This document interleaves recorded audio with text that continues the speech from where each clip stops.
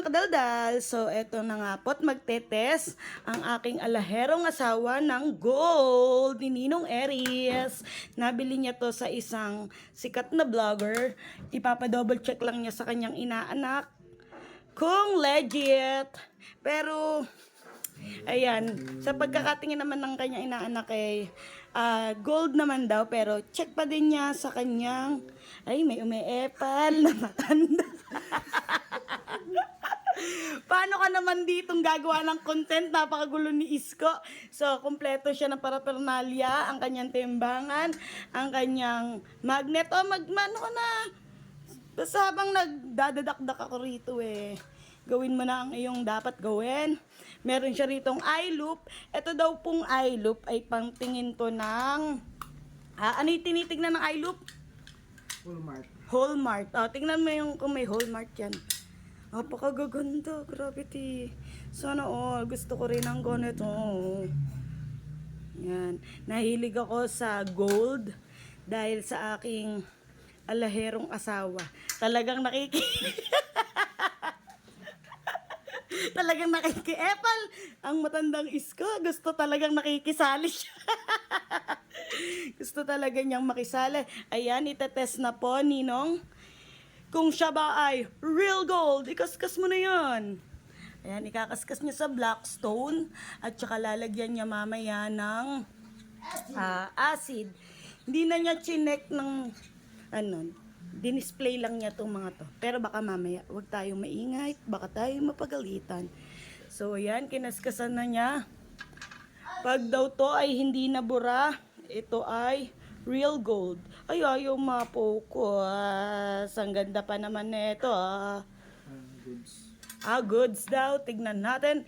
Hindi nabura. Ay, sensya na ayaw mapokus. Kaya talagang hindi ako nagbablog ng pang gold. Kasi hindi tayo marunong mag-focus. Ayan po, hindi po nabura. Kung nakikita nyo, yan yung kinaskas ng aking asawa. Nilagyan niya ng... Ano yung mga nilagay mo? Nilagyan niya ng kinaskas niya. Nilagyan niya ng acid at saka ng abo ng sigarilyo. Tapos hindi nabura. Tapos sinawsaw niya sa water. Ayan. Ninong, etong sing-sing mo ay real gold. Ang ganda. Sana Ayun, hindi po nawala ang sample. Kaya naman etong dalawang hikaw na to ay 18 karat real gold. Dumako naman tayo dito pa sa iba. Ayan, Ninong, ang inyo daw pong hikaw ay real gold. 18K. Ayan na ho siya. Sa mga nagtataka po bakit siya nagkakakaskas ng gold sa Blackstone, ay siya po ay isa pong alahero. Matagal po siyang nag-work sa pawn shop at ngayon po ay lumipat siya sa isang bangko bilang jewelry appraiser. Ayan po. Talaga namang may umeepal na si Chef Boy Logro. Gusto talaga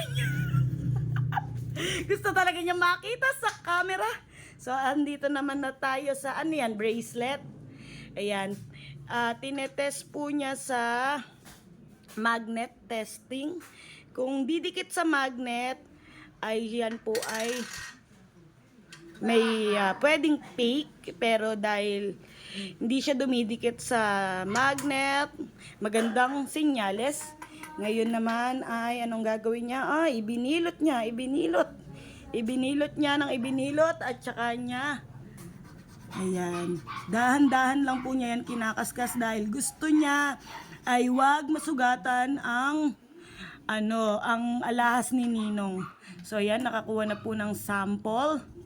Pag ganito daw po ang sample, magandang indikasyon yan kasi pagka white fake yun, pero pag mga ganyan, magandang indikasyon siya, pero kailangan pa rin lagyan ng acid para makumpirma at lalagyan niya pa yan ng ganyan. Abo ng sigarilyo, tsaka niya ilalagay sa tubig, ganyan, napakadaming eksena. Matagal na niya ako tinuturuan mag-test ng sarili kong gold para daw ako'y marunong na. Ayan, hindi nawala. Hindi nawala ang sample. Andun pa din, kung nakikita nyo po, hindi nawala ang sample. Etong bracelet, Ninong, ay 18K Saudi Gold. Dito naman na tayo sa kwintas ni Ninong. Ay, Ninong, napakagaganda naman ng mga gold mo. Ayan, dahil real gold, ipakita na natin. Nabili niya yan kay Boss Toyo. Boss Toyo, ang gaganda ng mga gold mo. Ayan. Nasa kwintas na siya. Nagluluto siya ng papaet pero nakikialam siya sa kanyang manugang. Ang ganda ng kwintas. Ayan, pagka po may nawala dyan, eto po ang kumuha, malikot po kasi kami. Ayan, magnet testing. Alam niyo ho ba yung magnet niya na yan? Sobrang, lakas ng magnet niyan. Kahit bakal na mabigat, kayang-kayang i-magnet yan. Kaya pag na-magnet talaga yung alahas namin yan, ako'y kinakabahan. Dahil lahat ng nabibili kong gold, yung asawa ko yung nagtetest. Naku, pagka talagang na-magnet, ninenervyos na ako. Ayan, ipapakita talagang epal. Ipakita daw sa madlang people na talagang pahirap. Talaga daw dumidikit. Ipakita. Utang na umabagsak din gago. Sabi ko sa'yo, malakas yan eh. Talaga naman, gustong-gusto. Epal ni Mang Iska, kinuha pa yun. Ayan ha. Ima-magnet test niya. Ayan, katunayan na napakalakas talaga ng magnet. Pumapapil pa pala siya. Lakas ng magnet, Kaya pagka po na magnet ang alahas, ayan na, wag ka kasi magula. Yung bida, di na natin na, nakaskas na niya ng dahan-dahan ng gold. Ayan yung, ayan, ayan yung sample, nilagyan na niya ng acid. Lalagyan niya ngayon ng abonan sigarilyo.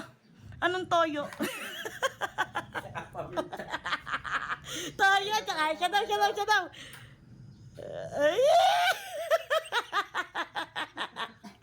Talagang gustong-gustong sumasali sa video. Ayan po, Ninong. Hindi po nawalay sample. Real gold, Saudi gold? Saudi gold ba? Saudi gold, 18K.